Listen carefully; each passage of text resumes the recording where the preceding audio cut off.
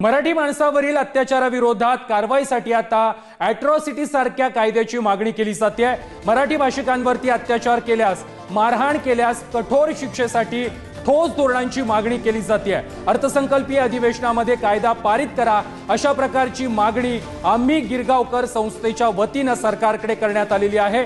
मागील काही वर्षांपासून मुंबईमध्ये राहणाऱ्या भूमिपुत्र मराठी माणसांवरती काही परप्रांतीयांकडून दादागिरी केली जाते। मराठी माणसांना भाड्यावर रूम देण्यास नकार दिला जातो आणि या सर्व गोष्टी रोखण्यासाठी आता आम्ही गिरगावकर या संघटनेने सरकारकडे अॅट्रॉसिटी सारखा कायदा पारित करावा अशा प्रकारची मागणी केलेली आहे। मराठी माणसाला त्यांच्या हक्काचं घर असेल, त्यांच्या हक्काची जागा असेल किंवा त्यांचा हक्क असेल हे मिळवण्यासाठी आता सर्वसामान्य मुंबईकर आहेत, सर्वसामान्य जे मराठी भूमिपुत्र आहेत ते आता सध्या रस्त्यावर उतरले आहेत। आपल्यासोबत या संदर्भात बातचीत करण्यासाठी काही आम्ही गिरगावकर या संस्थेचे काही लोक देखील आहेत। दादा, काय सांगाल? सर्वप्रथम तुम्ही सांगा, मागील किती वर्षापासून आहे तुम्ही मुंबईमध्ये राहत आहे आणि आत्ताच्या वेळी जे मुंबईकर आहे, जे सर्वसामान्य मराठी माणूस आहे त्यांच्यावर जो अत्याचार होतो तो तुम्ही कधीपासून बघतात आहे? नमस्कार, मी दीपक राजपूरकर। मी जन्म माझा 63 वर्षापूर्वी झाला आणि मी या गिरगावातच वाढलेलो आहे।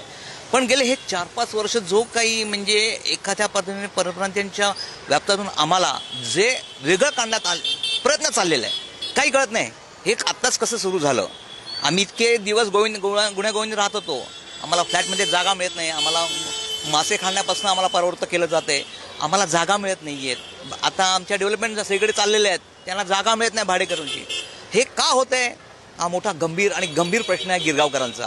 त्यांना देखील विरोध केला जातो, तिकडे देखील मोठ्या प्रमाणात रिडेव्हलपमेंट सारखे प्रोजेक्ट येत आहे, मात्र त्यांनाच ते स्थानिक भूमिपुत्र असल्यामुळे देखील त्यांना विरोध केला जातो। काय मत आहे तुमच्या यावर? सर्वप्रथम तर तुमच्या माध्यमातून हा विषय सगळ्यांसमोर आणण्याचा माझा प्रयत्न आहे, म्हणजे आमचा सगळ्यांचाच प्रयत्न आहे। पहिली गोष्ट तर आपले राजकारणी आहेत, त्यांनी अतिशय निर्लज्जपणाचा कळस गाठलेला आहे। दुसरी गोष्ट म्हणजे आपला जो मूळ आहे, म्हणजे आपल्याला नोकरी नाकारतायत, आपल्याला घरं नाकारतात, आपली भाषा नाकारतायत आणि आता आपल्या मुळावरती घाव घालतात, म्हणजे कोळी बांधव। म्हणजे कोळी बांधवांचा व्यवसाय हा बंद करण्याच्या मार्गावरती हे लोक आहेत।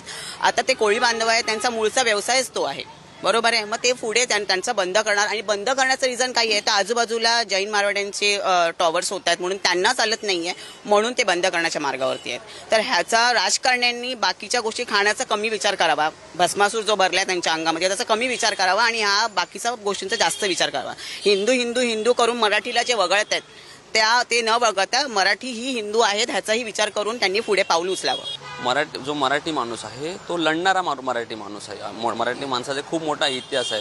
मग आजच्या वेळी जो लढणारा मराठी माणूस आहे तो हरला काय आहे, मागे का पडला, याचं मुख्य कारण काय? ह्याचं प्रत्येक मराठीने आत्मचिंतन करावं आणि जे लाळ घोटे यांचे जे मंत्री संत्री बाकी कोण बसलेले आहेत त्यांनी विचार करावा। उद्याची ना ते येणारी पिढी ह्या कोणालाही माफ करणार नाही, कोणालाही पिढी माफ करणार नाही। हे उद्याचं भविष्य आपल्या समोर आहे। यांना शाळेपासून आता धडे गिरवायला लागलेले आहेत की शाळेत तुम्ही नॉनव्हेज आणायचं ना, हे आणायचं। एका बाजूला तुम्ही बोलता अंडी परिपूर्ण आहार आहे, ह्यांना शाळेत अंड्याचा सुद्धा आहार करून घेऊन दिलं जात नाही।